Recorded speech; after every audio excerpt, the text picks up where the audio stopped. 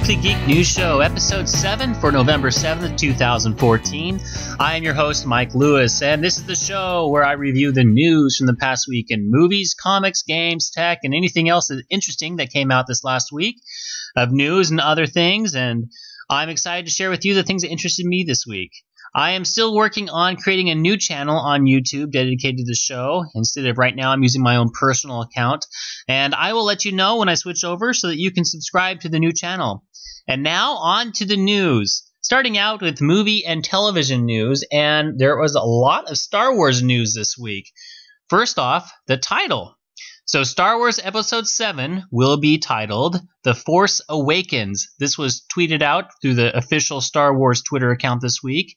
Once again, the J.J. Abrams movie will be called Star Wars Episode 7 The Force Awakens.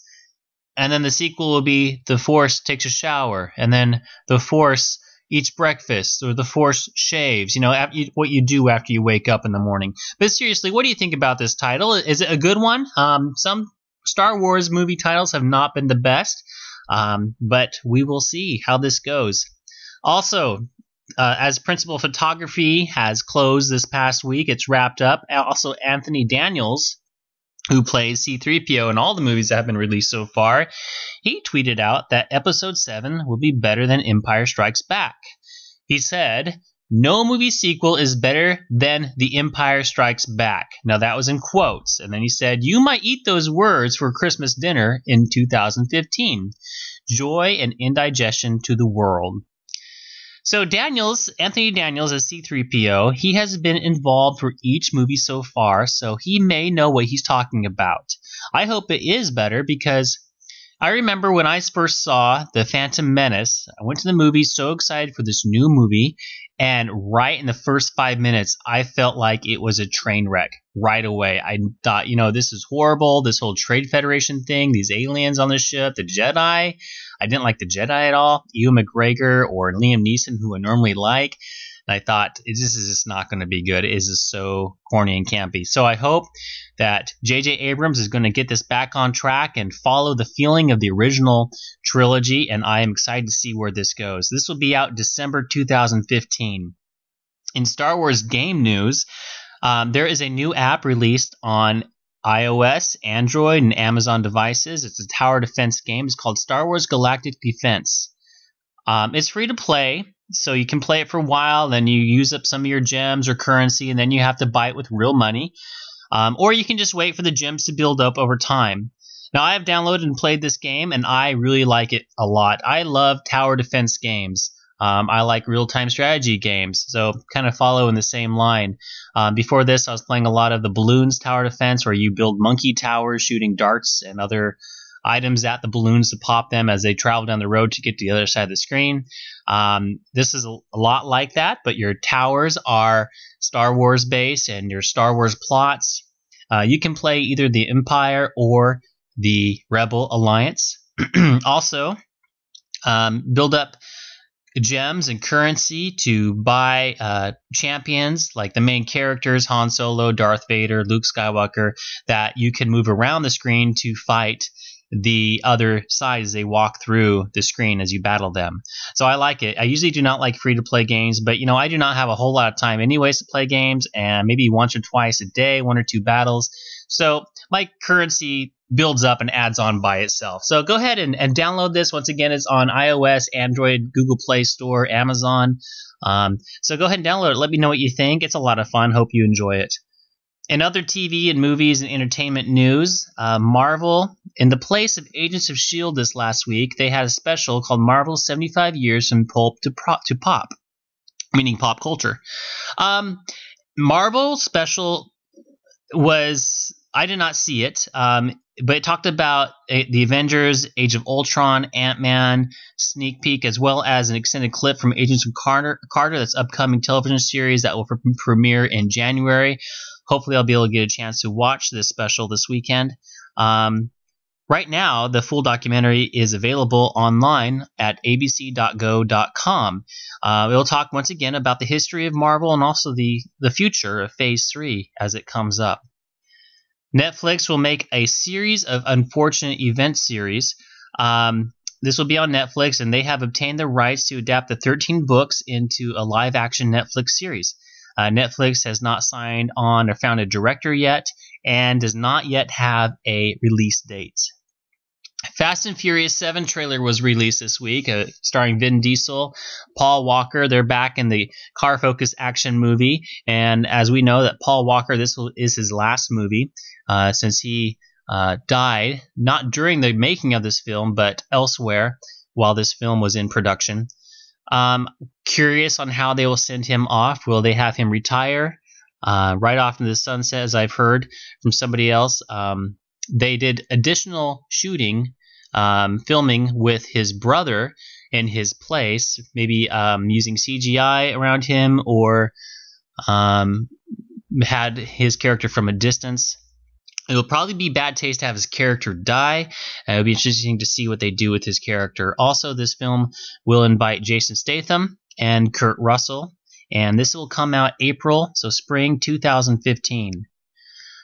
Other movie news, Pixar is making a Toy Story 4, and John Lasseter is on board to direct. So he has gathered around a creative team, of course himself, Lee Undricks, the director of Toy Story 3, Pete Docter, who directed Up, and Drew Stanton, the director of Finding Nemo. So I think they know what they're doing. Altogether, they've made a lot of Pixar films, including the Toy Story films. And this will be released in June 16th, 2017. So we still got over 2.5 years until that comes out. Have you been asking for a remake of the 70s ABC TV series $6 Million Man, starring Lee Majors? Well, they are making one anyways. Mark Wahlberg has signed on to be the $6 billion man. So due to inflation, it now costs $6 billion instead of $6 million to make this superhero. So the synopsis of this is that Wahlberg will star as the former astronaut Steve Austin, who is badly damaged in a plane crash that was experimental plane. He's saved by doctors who give him bionic replacements for both his legs, his arm, and his left eye. And with his new abilities as a cyborg, he becomes a powerful government agent for what is called the Office of Scientific Intelligence, so the OSI. This will be out in 2016. Christian Bale has left the pre-production for the role of Steve Jobs in the Steve Jobs movie, and sources say the actor decided that he was not right for the role. He did not feel comfortable playing Steve Jobs. He figured that he would not be the best one to do it. So right now, Michael Fassbender, he is in talks for the role. If we remember that Michael Fassbender played Magneto in the newest X-Men films, such as First Class and The Days of Future Past, he is asking to be a part of the movie. Seth Rogen was signed on and is in negotiations right now to play Steve Wozniak. So if all goes as planned, we will have Magneto teaming up with Green Hornet as the founders of Apple. Maybe that's why he likes using aluminum in his products. In the world of tech, Microsoft is getting OneDrive ready for music storage. OneDrive is Microsoft's cloud-based online storage for users. When the feature is ready, an additional 20 gigabytes of free storage will be added to the OneDrive cloud storage for all members, and the service supposedly won't cost anything extra. Users will be able to access their music stored on the cloud service across a range of devices such as Windows 8.1 computers, phones, and tablets, browsers, Xboxes, and I'm assuming it'll also be available for iOS and Amazon, since Microsoft has done a really good job at being friendly with the other phones and platforms. There was a couple of announcements from Amazon this week. First one was Amazon has added an unlimited online photo storage for Amazon Prime members. The cloud-based photo backup service is called the Amazon Prime Photos. Prime members will be able to add photos to their Amazon accounts, Amazon Drive accounts from the web browsers and also your mobile devices. So probably have a sync option from your phone after you take pictures, then it'll always be in sync.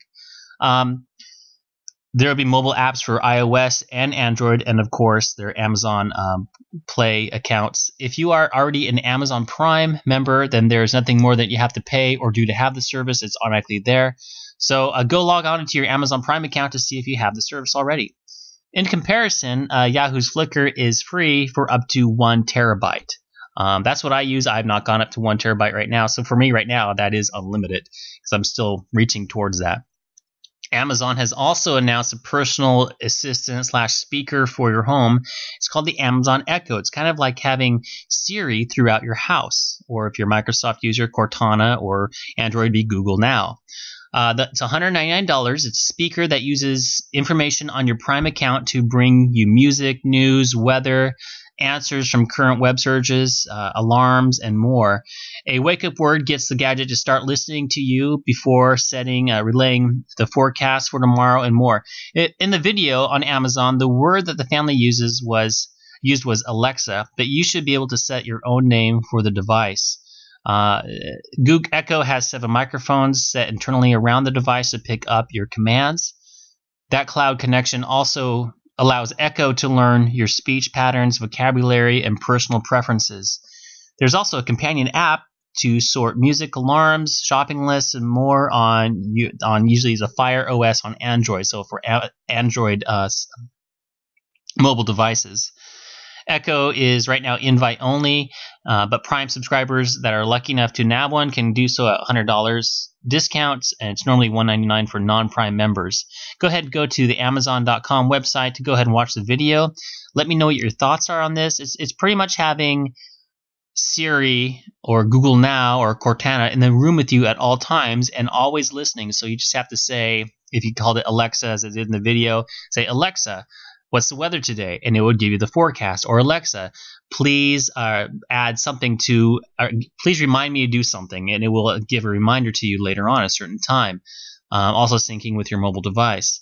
It also learns, since it's Amazon and the way they make money is from you ordering things off their website, I'm sure it will learn what to recommend to you on Amazon.com as you ask it questions. Also, if you saw something you want, you can say, maybe Alexa, please put into my cart on Amazon.com a certain product. We're going to say, order me this, and we'll order it for you. We'll see what the future brings to this. But I think that if this actually works as advertised, and also watching this video, it kind of gives this feeling that this becomes a step closer to having a machine that becomes a member of your family. You give it a name, you talk to it, you ask questions, it's just sitting with you all the time, always listening. What do you think about that? Is that scary that it's always listening, or do you think it's kind of a neat tool? Archive.org this week opened a free online arcade with over 900 arcade games from the 80s and 90s. So you can go to archive.org and look for these arcade games. It allows you to play these games in your browser using your keyboard through the MAME emulator. Games such as Golden Axe, Hang On, Pac-Man, and so much more are available. Not all of them are working perfectly right now, but if you want to check this out, go to archive.org/details/Internet Arcade.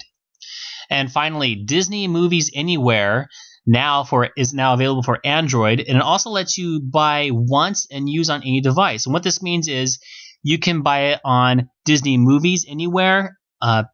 You can buy it on iTunes. You can buy it on Google Play. You can have redeem one of those digital copy coupons that are on some of the DVDs you buy at the store. And wherever you purchase that, you will now be able to watch it on Disney Movies Anywhere. So anything you bought in the past, it will work. And anything you buy from now on, those you can use it.